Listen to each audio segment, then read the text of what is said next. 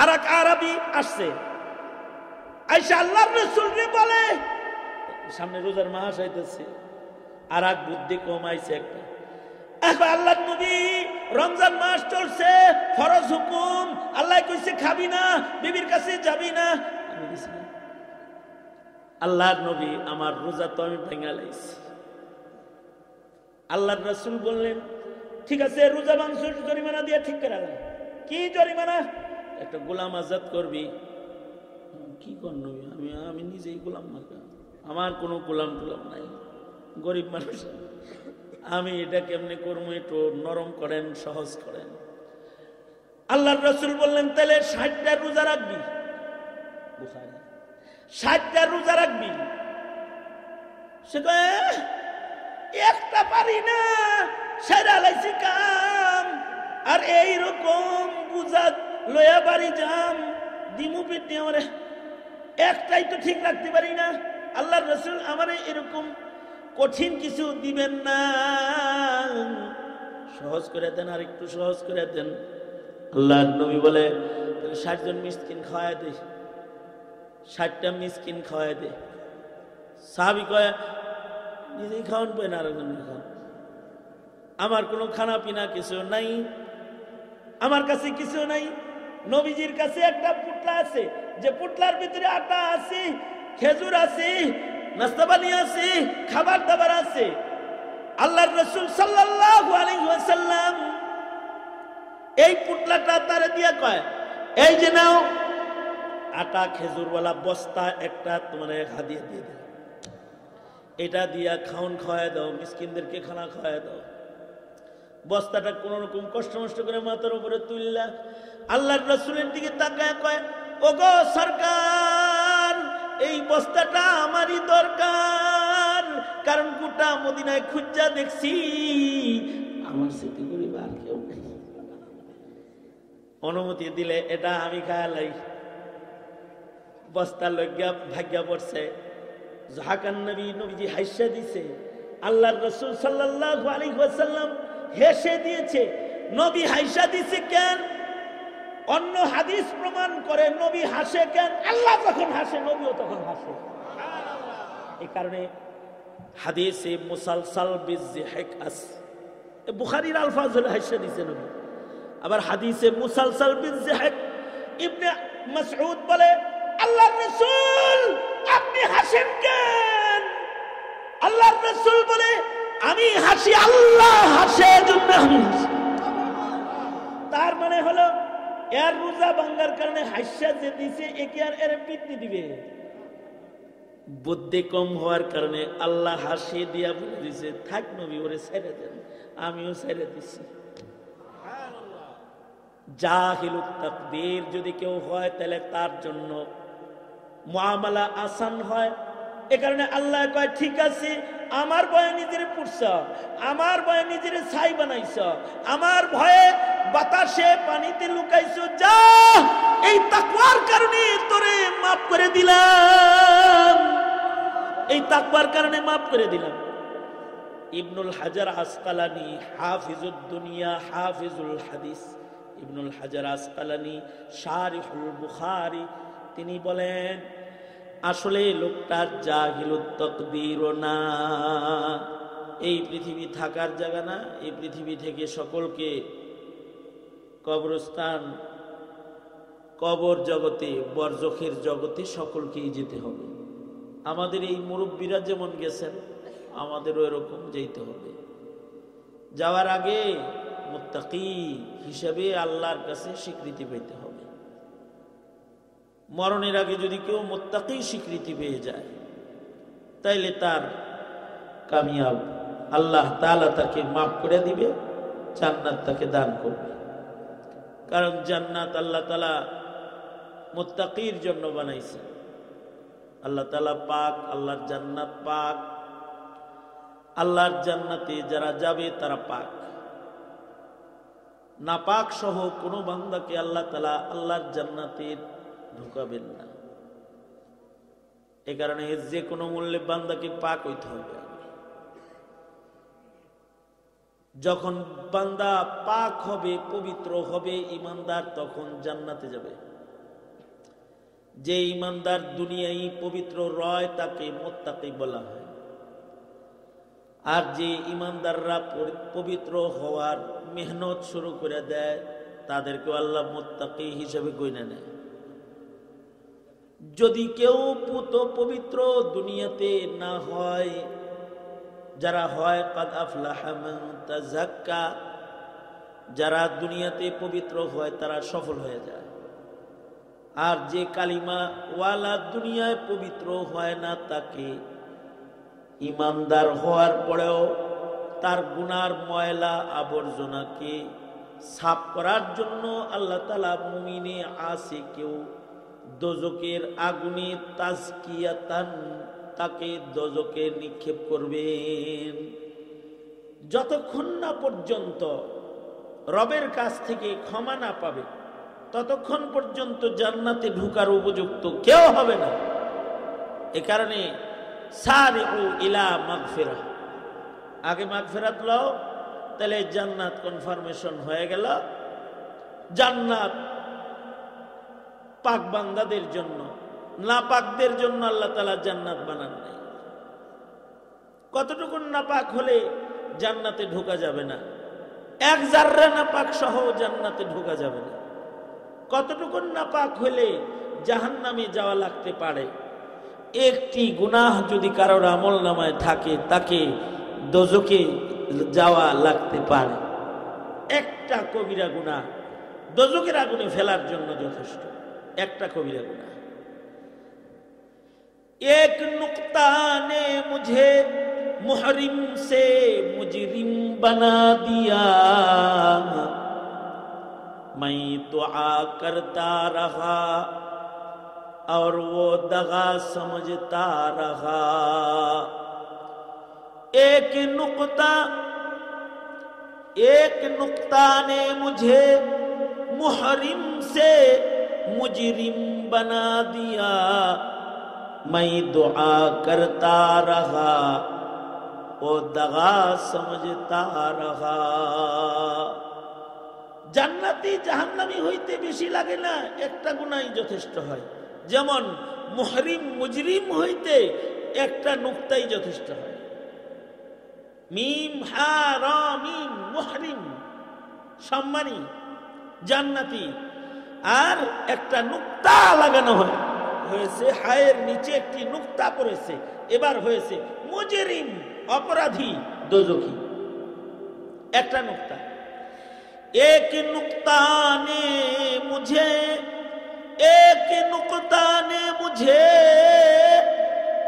मुहरिम से मुजरिम बना दिया, मैं दुआ करता रहा और वो दगा समझता रहा। दाल आइन आली दुआ, একটা নুক্তার কারণে দাগা, দোয়া কল্যাণ কামনা, দাগা ব্যথা দেওয়া, কষ্ট দেওয়া। একটা নুক্তার কারণে মুহরিম থেকে মুজরিম, একটি কবিরা গুনার কারণে জান্নাতি থেকে দোজখী, একটা গুনার কারণে। এ কারণে প্রকৃত মুমিন যারা, তারা একটা গুনাহ কবরে নেয় না। প্রকৃত মুমিন কারা? তারা হলো সাহাবায়ে কেরাম, যাদের ব্যাপারে আল্লাহ পাকের ইলান উলাইকা হুমুল মুমিনুনা হাক্কা। আমরা তো দাবিদার মুমিন, আর সাহাবীরা হলো প্রকৃত মুমিন। সাহাবায়ে কেরাম প্রকৃত মুমিন। এই প্রকৃত মুমিন যে সাহাবায়ে কেরাম, সাহাবীরা একটা গুনাহ কবরে নিয়ে যায় নাই। তাদের জীবনে গুনাহ হয়েছে কিন্তু তারা গুনাহ নিয়ে কবরে যায় নাই। জেনা হয়েছে, মাপ লইয়া তারপরে কবরে গেছে। মদ পান করেছে, মাপ লইয়া কবরে গেছে। তোহমত দিয়েছে কাউকে, ক্ষমা লইয়া তারপরে কবরে গেছে। কোন সাহাবী শরীয়তের সামান্য গাফলাত করেছে, তার জন্য আল্লাহর সন্তুষ্টি লইছে, তারপরে কবরে গেছে। যুদ্ধে যাইতে কইছে নবী, পিছে পড়ছে, যায় নাই। আগে ক্ষমা লইছে, তারপরে মরছে। একটা গুনার নাপাক, একটা কবিরা গুনার নাপাক। জামাতে সাহাবার একজনও একটা গুনাও কবরে নেয় নাই। আর আমরা হলো নিশ্চিন্ত মনে গুনালয়া করি, একটা গুনার সহ জান্নাতে যাওয়া যাবে না। এটা সাহাবায়ে কিরাম জানতেন। এক নুকতা নে মুঝে, एक नुक्ता ने मुझे मुहरिम से मुजरिम बना दिया, मैं दुआ करता रहा और वो दगा समझता रहा। সুতরাং মরার আগে গুনাহ মাফ হইতে হবে, জান্নাতে গুনাহ সহ যাওয়া যাবে না। গুনাহ সহ জান্নাতে কেউ আমন্ত্রণ নিমন্ত্রণ পাবে না। যখন গুনাহ মুক্ত হবে তখন মাফ পাবে। হ্যাঁ, এবার কেউ যদি মরার আগে দুনিয়াতেই গুনাহ ধুয়া ফেলায় ইস্তেগফারের মাধ্যমে, তাহলে তো সে কামিয়াব হয়ে গেল। যার তওবা কবুল হয়ে গেল, আল্লাহর খাতায় যে খোদা ভীরু হিসাবে লিখিত হয়ে গেল, যার ভেতরে তাকওয়া পাওয়া গেল, মরার আগে আল্লাহ তারে মাফ করে দিবে। সে আল্লাহকে ভয় পেয়েছে, আল্লাহ মাফ করে দিবে। কারণ আল্লাহ পাক তো বান্দার জন্য রহমান, অতি দয়ালু, অনেক দয়ালু, মেহেরবান, সর্বোচ্চ, যে দয়ার সীমা নাই, এত মেহেরবান খোদা। যেহেতু আল্লাহ তাআলা সর্বোচ্চ মেহেরবান, এ কারণে আল্লাহর রাসূল বলেন, কুল্লু উম্মতি ইয়াদখুলুনাল জান্নাহ, আমার উম্মত সব আল্লাহর জান্নাতে যাবে। যারা কালেমাওয়ালা সব জান্নাতে যাবে, সব জান্নাতে যাইব, তবে আগে আর পিছে হইব। যারা দুনিয়ার জমিনে ক্ষমা লইব, মাহফিলে গেছে, আল্লাহর কাছে মাপ চাইছে, আল্লাহ মাপ চাই, মাফ করে দেন, ক্ষমা লইছে। আল্লাহওয়ালাদের সোহবতে গেছে, মাপ চাইছে। লাইলাতুন নিসফু মিন শাবান পাইছে, মাপ চাইছে।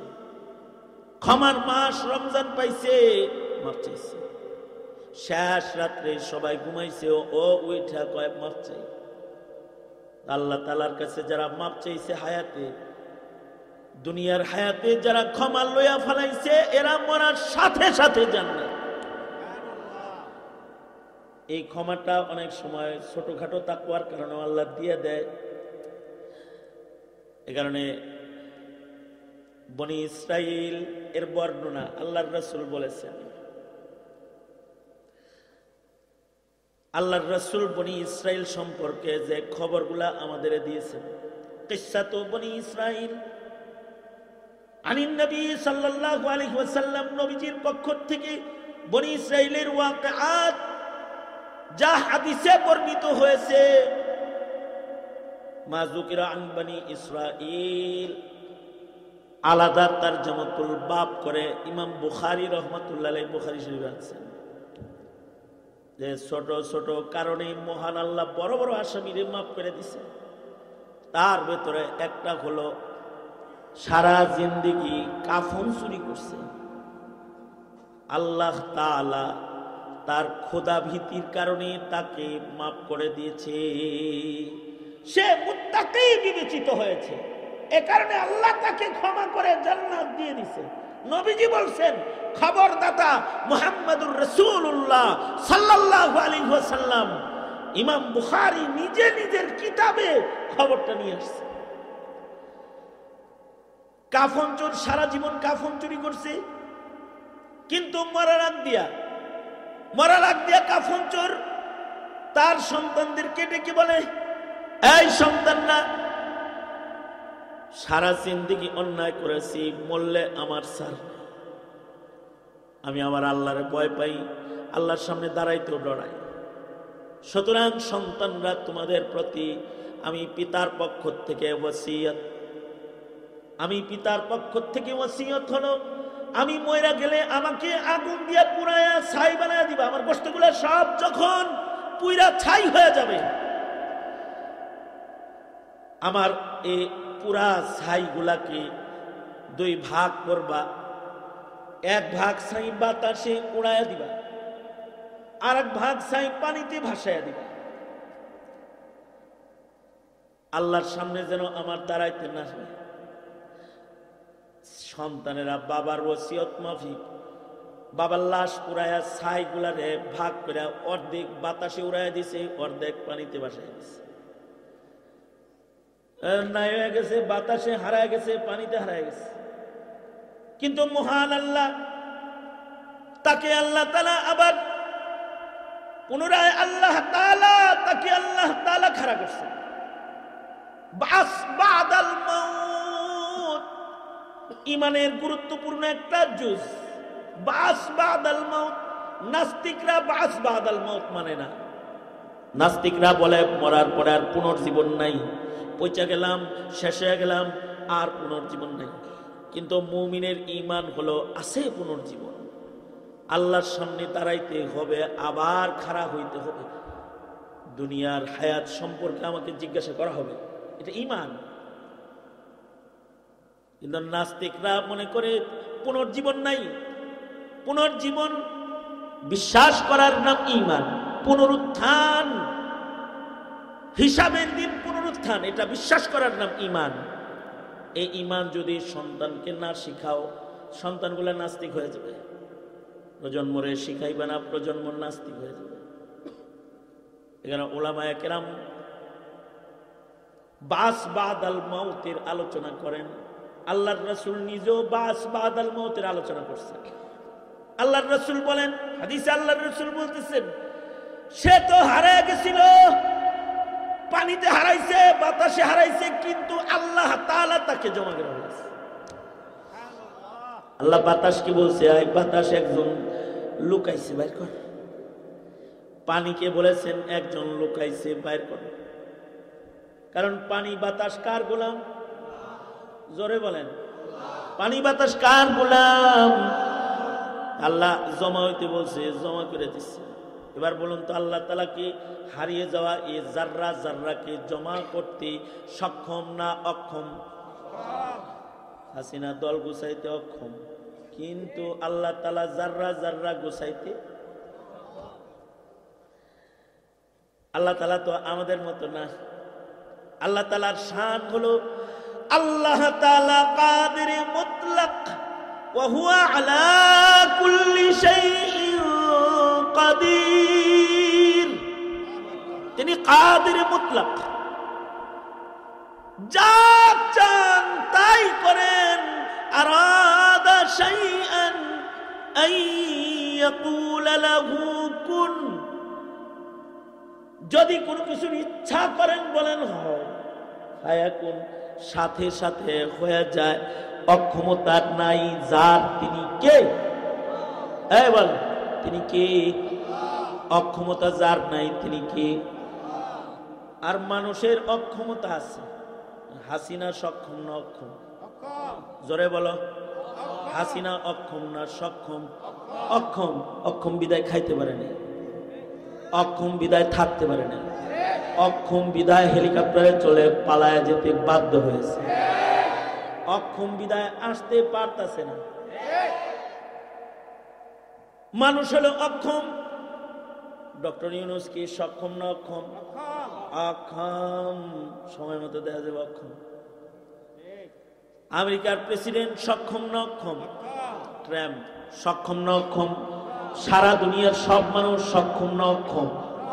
অক্ষম। যে এটা বুঝতে কি এত ওয়াজ লাগে নাকি? বাথরুমে গেলেই তো বোঝা যায় অক্ষম। আমাদের এক হুজুর বলে, আমাদের এক উস্তাদ আমাদেরকে বলে, মানুষ যে অক্ষম।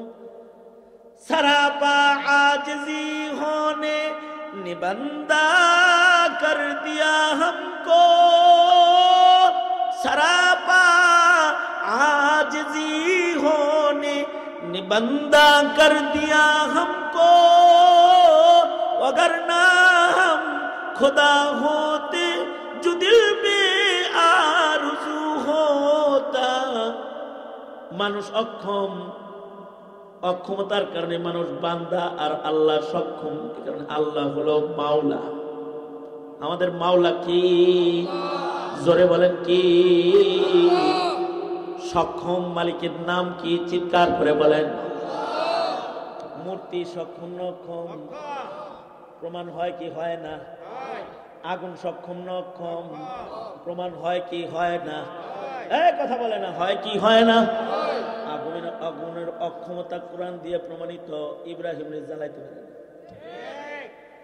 মূর্তি তো আমগুর সামনে নিজেরাই ভাঙ্গা ফেলায়।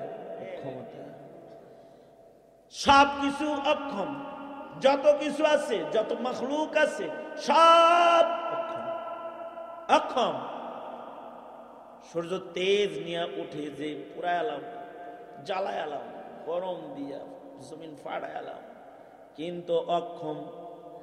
মানুষ এসি লাগায় চুপ করে বয়ে থাকে। সূর্য অক্ষম, চাঁদ অক্ষম, তারকা বাতাস অক্ষম, বাতাস অক্ষম, যত কিছু আছে পানি অক্ষম, পানি অক্ষম, যত মাখলুক আছে সব অক্ষম। Group limited. সক্ষম একজন, তিনি কে? আমাদের এক হুজুর কয় বাথরুমে গেলে সব মানুষ বুঝে সে অক্ষম। কেমনি কয়? তাহলে মোতা কন্ট্রোল করতে পারে না, সুগার বেশি, পেশাব ধরে রাখতে পারে না, চেন সব সময় বানায় রাখে, যে কোনো সময় ইমার্জেন্সি ডোর যেন কাজে লাগে। অক্ষম যে ইমার্জেন্সি ডোর লাগে, হে যে চিন্তা করবো বাড়ির থেকে মুইটা বাইরে এলাম, বাড়ি থেকে আবার মুতমো, কাজ হইব না। জাগা মতো চাপ দিলে চেন খোলাই দিব। ইমার্জেন্সি ডোর, ইমার্জেন্সি দরজা, কারণ অক্ষম। বাথরুমে গেলে বোঝা যায় অক্ষম। কি সুন্দর টাইট হয়ে কইরা ইন টিন কইরা যায় বইছে, সব খুলে লাগছে, কারণ হাগু ধরেছে, হাগু ধরেছে। শুধু মুতু ধরেনি যে চেন খুলে ছেড়ে দিবে, হাগুই চাপ দিয়েছে। যদি হাগু শুধু করণ যাইতো তাহলে পিছনে একটা চেন লাগাইতো। শুধু যেমন মতন যায়, হাগু যদি করণ যাইত, মুতা ছাড়া যদি হাগু করণ যাইতো তাহলে পিছে একটা চেন লাগাইতো। কিন্তু হাগু এমন কাম যেটা হাগিতে গেলে মতিয়া দেয়। সে যদি বুশ ব্লিয়ারও হয়, এরপরেও হাগিতে গেলে মতিয়া দেয়। এত অক্ষমতায় জর্জরিত হলো ইনসান। আর যার কোনো অক্ষমতা নাই সে হলো আমার মালিক রহমান। কোনো অক্ষমতা নাই। বাতাসকে বললেন এই বাতাস বের কর, পানিরে বললেন একজন লুকাইছে, বের কর বের কর। তো পানি বের করে দিছে, বাতাসেও বের করে দিছে। আল্লাহ কয় কিরে এত নাটক করছিলি কি লাগে? মরলি কেন? মরার পরে নিজেরে পুললি কেন? মরার পরে নিজের পুললি কেন? এভাবে নিজের নাই করলি কেন? ছাই হইলি কেন? পানির ভিতরে ঢুকলি কেন? বাতাসের ভিতরে উড়লি কেন? এত ড্রামা করলি কেন? কি লেগে করছিস? এইগুলা কেন করছ? জবাব দাও। বান্দা বলে আপনার ভয় ছাড়া অন্য আর কিছু না, আপনার সামনে দাঁড়ানোর সাহস পাই না। আল্লাহ বলেন যেহেতু মুত্তাকি প্রমাণিত হইছ, যাও দোজখ মাফ করে দিলাম, জান্নাত দিয়ে দিলাম। আল্লাহু আকবার। জোরে করে বলেন আল্লাহু আকবার। আরো জোরে, আরো জোরে বলেন। ভয় পায় কাকে? ভয় পায় কাকে? ভয় পায় কাকে? এই কারণে আল্লাহ তাআলা দোজখ মাফ করে দিছে। কারণ কি? মুত্তাকি প্রমাণিত হয়েছে। মুত্তাকি। মুতাকাল্লিমিনরা বলে হায় রে, কেউ কেউ বলে এতরাজ করেছে হাদিসের উপরে, ওই যে দেখো সে তো বাস বাদাল মত অস্বীকার করে, তাছাড়া নিজেরে পুরল কেন? নিজেরে যেহেতু পুরছে বোঝা যায় বাস বাদাল মত বিশ্বাস করে। নিজেরে পুইরা নিজেরে যেহেতু লুকাইছে বুঝে, তাহলে বোঝা যায় সে বাস বিশ্বাস করে। না না, এই ইশকালের জবাব হাকিমুল উম্মত থানভী রাহমাতুল্লাহ আলাইহি বলেন, না বুকা বুকা বুকা বুকা, জাহিলুত তাকদীর, জাহিলুত তাকদীর, জাহিলুত তাকদীর। সে তকদীর সম্পর্কে অত জ্ঞান টেন রাখে না, বুদ্ধি কম, আকল কম, জ্ঞান কম, এর লেগে কাম করছে। যার জ্ঞান বেশি হয় সে একরকম করে, যার জ্ঞান কম হয় সে আর এক রকম করে। আর জ্ঞান যদি কোনো বাচ্চার কম হয় তাহলে বাপের আচরণ ওই বাচ্চার সাথেও সহজ হয়। ছাত্রর যদি জ্ঞান কম হয় ওই ছাত্রর সাথে উস্তাদের আচরণ শিথিল হয়। উম্মত যদি জ্ঞান কম হয় নবীর আচরণ উম্মতের সাথে শিথিল হয়। তাইছে আরবি আকল কম,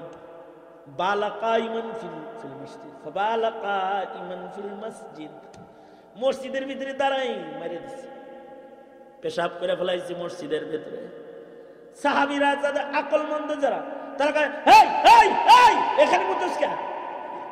নবী কয় ধমক দিও না, ও বুঝে না, ছেড়ে দাও, পেশাবের মাঝখানে থামায় না, করতে দাও। হ্যাঁ করো করো করো। রাসূল কয় করো করো, ওরে করতে কইছে, পেশাব করে লাইছে। এবার আল্লাহর রাসূল বলে তোমরা পানি দিয়ে সাফ করে দাও। আর তারে ডাক দিয়ে মাথায় হাত দিয়ে বলে, এটা মসজিদ, এটা জিকির করার জায়গা, এটা তিলাওয়াত করার জায়গা, এটা নামাজ পড়ার জায়গা, এখানে মতো করতে হয় না। সুন্দর করে আল্লাহর রাসূল বুঝাই দিচ্ছেন, বুঝাই দিলে কয় আর করবো না। এর আগে যে করছে কেন করছে? আকল কম, বুদ্ধি কাম করে না, নবী তারে ধমক দেয় না। আরাক আরবি, এগুলো সব বুখারীতে আছে, কিন্তু আরাক আরবি আসছে রাসূলের কাছে, সব বুখারীর। ঠাকুরমার জুরির গল্প বলতেছি না, এই এই বাবা এই এদিকে এদিকে, ঠাকুরমার জুরির গল্প বলতেছি না, এ বুখারী বলতেছি, বুখারী। আরাক আরবি আসছে, আয়েশা আল্লাহর রাসূলকে বলে, সামনে রোজার মাস হইতেছে, আরাক বুদ্ধি কমাইছে একটা। আল্লাহর নবী রমজান মাস চলছে, ফরজ হুকুম, আল্লাহ কইছে খাবি না, বিবির কাছে যাবি না। আমি দিছি না, আল্লাহর নবী আমার রোজা তো আমি ভেঙে লাইছি। আল্লাহর রাসূল বললেন ঠিক আছে, রোজা ভাঙছস, জরিমানা দিয়ে ঠিক করে আলাম। কি জরিমানা? একটা গোলাম আজাদ করবি। কি কর নবী, আমি নিজেই গোলাম মার্কা, আমার কোনো গোলাম টুলাম নাই, গরিব মানুষ, আমি এটা কেমনে করবো, একটু নরম করেন, সহজ করেন। আল্লাহর রাসূল বললেন তাহলে 60টা রোজা রাখবি, বুখারী, 60টা রোজা রাখবি। সে কয় একটা পারি না, সেরা লাইছি কাম, আর এইরকম বুঝা লয়া বাড়ি যাম, দিমু পিটি আমারে, একটাই তো ঠিক রাখতে পারি না। আল্লাহর রাসূল আমারে এরকম কঠিন কিছু দিবেন না, সহজ করে দেন, আর একটু সহজ করে দেন। আল্লাহর নবী বলে 60 জন মিসকিন খাওয়ায় দে, 60টা মিসকিন খাওয়ায় দে। সাহাবী কয় নিজেই খাওয়ান পাই না, আরেকজন খাওয়ান, আমার কোনো খানা পিনা কিছু নাই, আমার কাছে কিছু নাই। নবীজির কাছে একটা পুটলা আছে, যে পুটলার ভিতরে আটা আছে, খেজুর আছে, নাস্তা পানি আছে, খাবার দাবার আছে। আল্লাহর রাসূল সাল্লাল্লাহু আলাইহি ওয়াসাল্লাম এই পুটলাটা তারে দিয়া কয়, এই যে নাও, আটা খেজুরওয়ালা বস্তা একটা তোমার হাদিয়া দিয়ে দিলাম, এটা দিয়া খাওন খাওয়ায় দাও, মিসকিনদেরকে খানা খাওয়ায় দাও। বস্তাটা কোন রকম কষ্ট মষ্ট করে মাথার উপরে তুললা, আল্লাহর রাসূলের দিকে তাকায় কয়, ওগো সরকার, এই বস্তাটা আমারই দরকার, কারণ গোটা মদিনায় খুঁজা দেখছি আমার স্মৃতি করিবা আর কেউ নেই। অনুমতি দিলে এটা আমি খায়ালাই। বস্তা লইয়া ভাগ্যা পড়ছে, জাহাকান নবী, নবীজি হাইসা দিছে, আল্লাহর রাসূল সাল্লাল্লাহু আলাইহি ওয়াসাল্লাম হেসে দিয়েছে। নবী হাইসা দিছে কেন? অন্য হাদিস প্রমাণ করে নবী হাসে কেন? আল্লাহ যখন হাসে নবীও তখন হাসে। এই কারণে হাদিসে মুসালসাল বিযিহিক আছে, বুখারীর আলফাজুল হাইসা দিয়েছেন।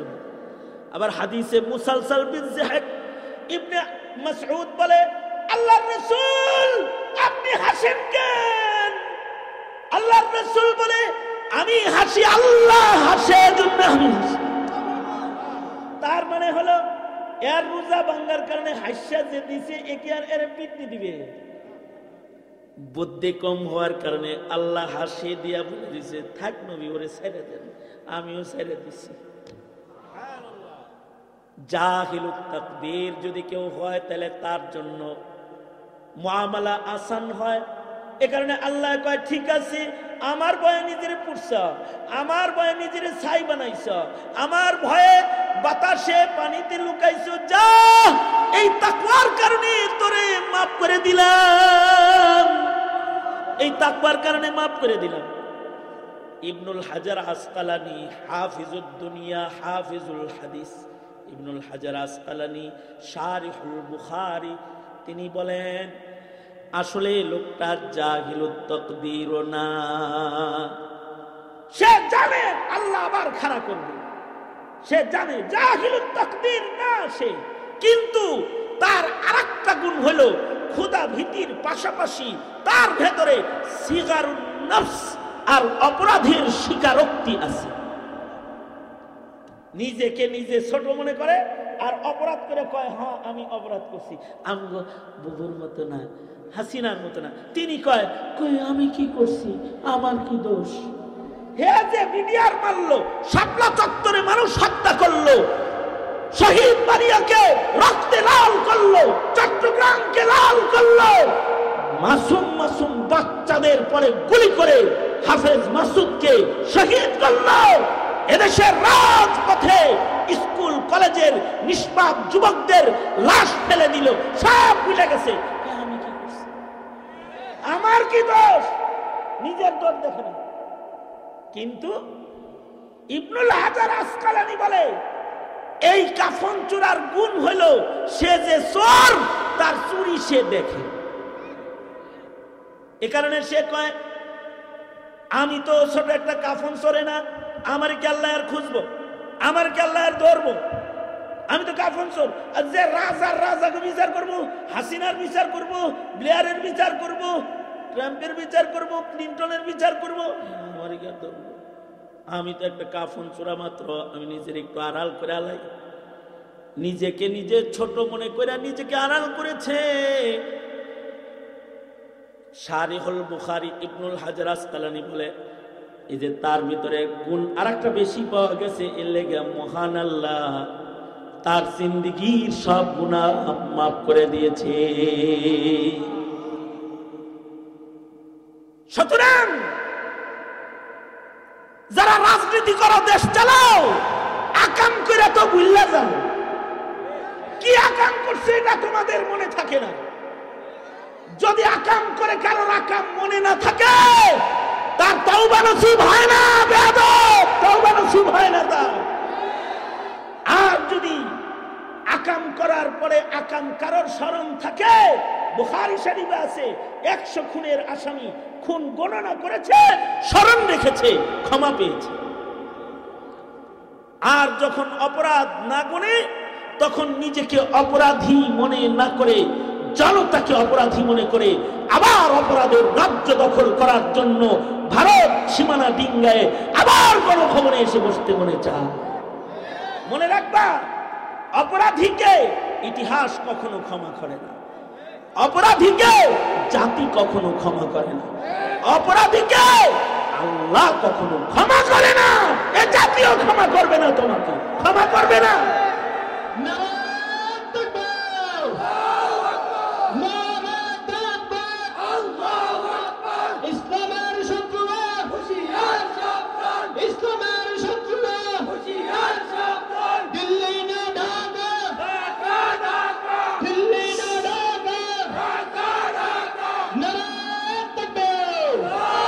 সুতরাং কেউ যদি অপরাধ করো, অপরাধটা দিন।